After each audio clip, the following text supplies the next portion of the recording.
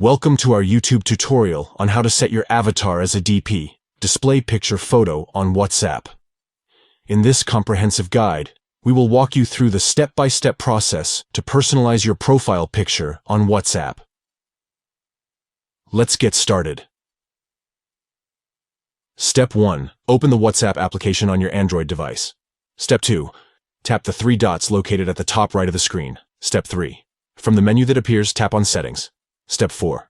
Now, tap on Avatar. Step 5. Tap on Create Profile Photo.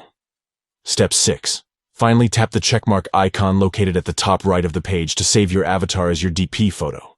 And there you have it. You have successfully set your avatar as a DP photo on WhatsApp. Now, your personalized profile picture will be displayed to your contacts. We hope this guide has been helpful to you. If you have any further questions or need additional assistance, please feel free to leave a comment below. Don't forget to like and subscribe to our channel for more useful tutorials like this one. Thank you for watching, and happy chatting on WhatsApp.